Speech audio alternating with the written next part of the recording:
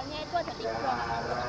Yang pertama itu kayak planning, yang kedua organizing, yang ketiga itu revising kayak gitu. Kalau penjelasannya kayak gini, jadi kalau planning itu proses perencanaan, dimana dia itu merencanakan bentuk komunikasinya yang akan digunakan, kemudian merencanakan tujuan, mendefinisikan langkah-langkah yang akan digunakan, serta mencari media apa yang akan digunakan untuk komunikasi tersebut. Kalau yang kedua ini ada organizing, jadi dia itu kayak pemilihan kata-kata, pemilihan topik, pemilihan kalimat gitu, yang bisa dimengerti juga sama dipahami sama audiens. Yang ketiga itu ada revising. Kalau revising itu kayak proses menelaah kembali dari kayak gaya penulisannya, kalimatnya apa sudah benar apa belum, sama merevisi dan mengecek kembali supaya dari proses tersebut bisa dipahami oleh audiens.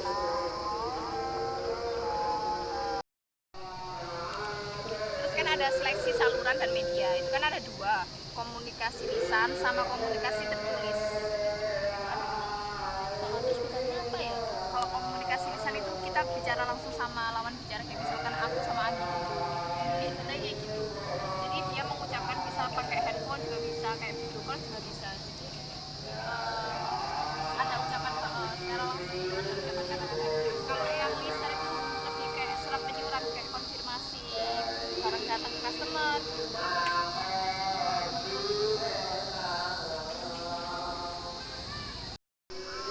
Terus untuk yang bagian analis audio itu seperti apa sih? Bagaimana caranya untuk menganalisisnya? Pengetahuan aku ya, analisis audien itu ada 4. Yang pertama itu menentukan ukuran dan komposisi audiens. Yang kedua itu siapa audiensnya, dan yang ketiga itu audiensnya. Yang keempat tingkat pemahaman audiens.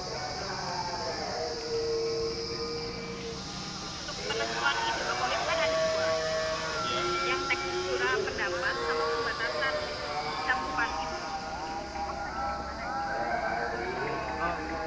Pembatasan cakupan itu ide pokok yang lebih penting haruslah disampaikan dengan mudah dan dimengerti oleh audiens.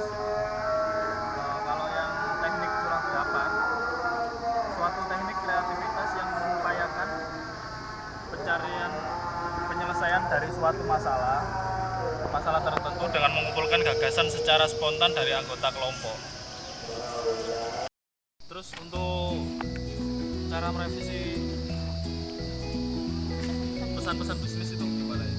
Jadi ini untuk merevisi pesan-pesan bisnis itu ada 3, yaitu yang pertama keterampilan merevisi, terus yang kedua pemilihan kata yang tepat, dan yang ketiga adalah membuat kalimat yang efektif. Untuk keterampilan merevisi itu ada 2, yaitu pesan-pesan bisnis tertulis dan pesan-pesan bisnis lisan. Yang kedua pemilihan kata yang tepat. Yang pertama, pilihlah kata yang mudah dimengerti atau yang mudah familiar kalian dengarkan. Yang kedua, pilihlah kata yang singkat dan paling efektif. Yang terakhir, hindarilah kata-kata yang bersifat ganda atau yang bermakna ganda. Yang ketiga, membuat kalimat yang efektif. Yaitu caranya perlu diperhatikan 2 hal. Yaitu yang pertama, kesatuan pikiran, dan yang kedua, kesatuan susunan dan kelulusan. Pengertian merevisi.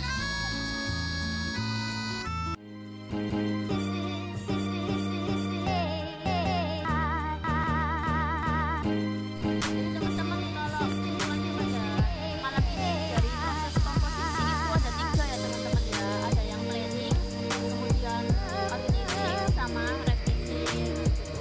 Lalu Kayak ada komunikasi itu sebagai dua, kayak komunikasi lisan sama komunikasi tertulis. Jadi komunikasi lisan itu kayak kita bicara langsung kita telepon atau kita video call kan secara langsung. Terus kalau bisa surat penyurat bisa.